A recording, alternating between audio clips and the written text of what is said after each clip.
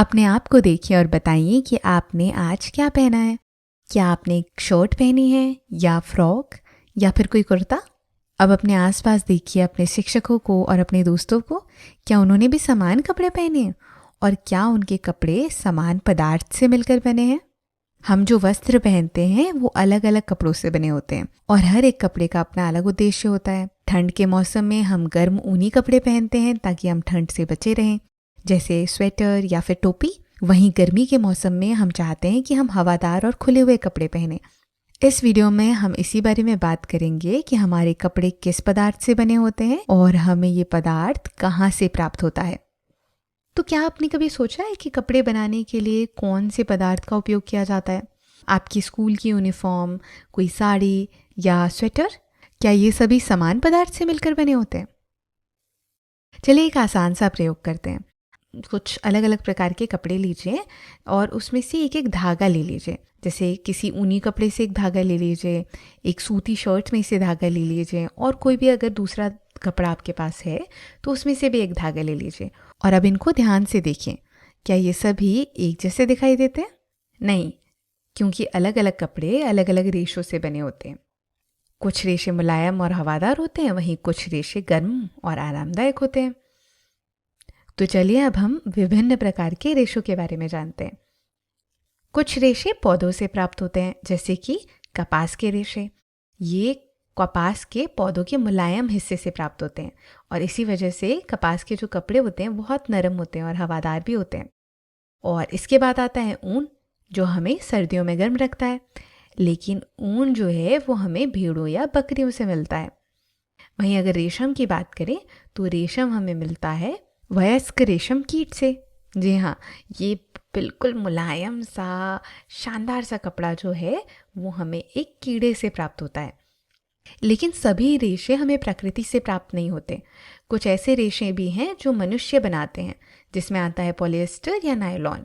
चूंकि मनुष्य इसे बनाते हैं इसलिए हम इसे कृत्रिम रेशे या सिंथेटिक फाइबर बोलते हैं। चलिए अब हम पौधों से प्राप्त होने वाले रेशों के बारे में थोड़ा और अच्छी तरह से जानते हैं। तो सबसे पहले बात करते हैं कपास की। कपास से जो कपड़ा बनता है उसे सूती कपड़ा भी कहते हैं। ये एक ऐसा कपड़ा है जिसे हम रोज़मर्रा के जीवन में इस्तेमाल करते हैं। पर क्या आपने कभी कपास का पौधा देखा है? जी हाँ, ऐसा दिखाई देता है। और जब इसका फल पक जाता है तो उसके अंदर इस प्रकार से मुलायम रेशे दिखाई देते हैं। इन्हीं रेशों को इकट्ठा करके उनसे धागा बनाया जाता है और इन धागों से कपड़े बना दिए जाते हैं।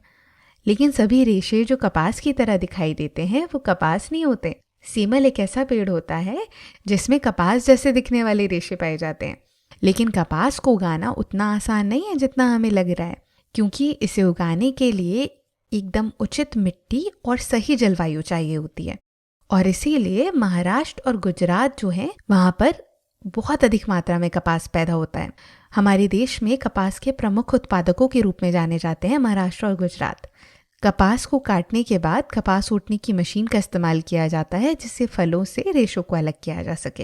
पहले के समय में ये काम हाथों से किया जाता था। हाथों से कपास के रेशों को बीजों से अलग किया जाता था। लेकिन वर्तमान में जो आधुनिक मशीनें आ गई हैं उन्होंने इस प्रक्रिया को काफ़ी आसान बना दिया है। तो यहाँ हमने जाना कि कपास हमारे दैनिक जीवन में कितना महत्वपूर्ण है और हमारे लिए कितना उपयोगी भी है। कपास के अलावा अगला रेशा जो हमें पौधे से प्राप्त होता है वो है जूट। आपने अपने घरों में या आसपास इस प्रकार के जूट के बोरे ज़रूर देखे होंगे। अनाज को रखने के लिए इस प्रकार के बोरे बनाए जाते हैं। पुराने समय में तो हर जगह पे जूट के बोरे इस्तेमाल होते थे, लेकिन समय के साथ में इनका स्थान प्लास्टिक के बोरों ने ले लिया। लेकिन एक अच्छी बात है कि वर्तमान में बहुत सारे लोग जूट बैग को वापस से इस्तेमाल करने की कोशिश कर रहे हैं, वापस से हमारे जीवन में लाने की कोशिश कर रहे हैं, क्योंकि ये बहुत मजबूत होते हैं और हमारे पर्यावरण के लिए बहुत ही अच्छे होते हैं। जूट जो है मुख्य रूप से गांव में उगाया जाता है और इसे बनाने में काफ़ी समय लगता है। किसान जूट के डंठलों को 15 से 20 दिनों तक के लिए पानी में भिगो देते हैं। उसके बाद रेशों को सुखा करके उनसे मजबूत और टिकाऊ कपड़ा बनाया जाता है। आपने कभी जूट बनते हुए देखा है क्या? अगर आप गांव में रहते हैं तो अपने आसपास अपने बड़ों से पूछें, हो सकता है आपके आसपास कहीं बनता हो। अगर बनता है तो ज़रूर देखने जाइए।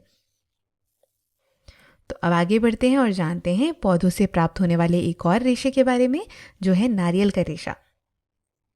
आपने नारियल ज़रूर खाया होगा और उसमें आपने इस प्रकार का छिलका ज़रूर देखा होगा। इसे नारियल की जटा कहते हैं। ये बहुत ही ज़्यादा मजबूत होता है और इसकी वजह से इसका उपयोग रस्सी, कालीन और साथ ही साथ चटाई बनाने के लिए किया जाता है। तटीय क्षेत्रों में जहाँ पर नारियल बहुत अधिक मात्रा में होते हैं, वहाँ पे नारियल के पेड़ों का इस्तेमाल सिर्फ खाने के लिए नहीं होता, बल्कि उनसे रेशे प्राप्त करके उनसे इस प्रकार की घरेलू वस्तुओं का उत्पादन भी किया जाता है। क्या आपने कभी देखी है नारियल से बनी हुई रस्सी या फिर कोई कालीन या चटाई? अब अगली बार जब आप इस प्रकार की कोई वस्तु देखेंगे जो नारियल की जटा से बनी हुई है, तो आपको झट से याद आ जाएगा कि ये कहाँ से आता है। तो हमने इस वीडियो में जाना कि हम जो रोज़मर्रा में कपड़े पहनते हैं वो रेशों से बने होते हैं। पौधों से प्राप्त होने वाले रेशों में आते हैं कपास, जूट और नारियल के रेशे। वर्षों से लोग इनका इस्तेमाल कर रहे हैं कपड़े, रस्सी और घरेलू सामान बनाने के लिए। अगर बात करें कॉटन या कपास की, तो कपास हमें कपास के पौधों से प्राप्त होता है। ये बहुत मुलायम होता है और हवादार होता है। भारत में महाराष्ट्र और गुजरात कपास के प्रमुख उत्पादक राज्य हैं। जूट की बात की हमने, तो जूट जो है वो जूट के पौधों से प्राप्त होता है। ये बहुत मजबूत होता है और टिकाऊ भी होता है। साथ ही साथ ये पर्यावरण के अनुकूल होता है। और प्लास्टिक के जो बैग आजकल इस्तेमाल किए जा रहे हैं, उनकी जगह जूट के बैगों का इस्तेमाल अगर किया जाए या बोरों का इस्तेमाल किया जाए तो ये एक बहुत अच्छा विकल्प है। इसके अलावा हमने जाना कॉयर या फिर नारियल के रेशे के बारे में, जो हमें नारियल की जटाओं से प्राप्त होता है। ये बहुत ही मजबूत होता है और इससे रस्सी, कालीन, चटाई जैसी वस्तुएं बनाई जाती हैं। तटीय क्षेत्रों जैसे केरल आदि में, जहाँ पर नारियल के पेड़ बहुत आसानी से मिल जाते हैं, वहाँ पर ये पाया जाता है। ये रेशे हमें कहाँ से प्राप्त होते हैं, ये जानकर हम उनके अपने दैनिक जीवन में योगदान को बेहतर तौर पर समझ पाते हैं।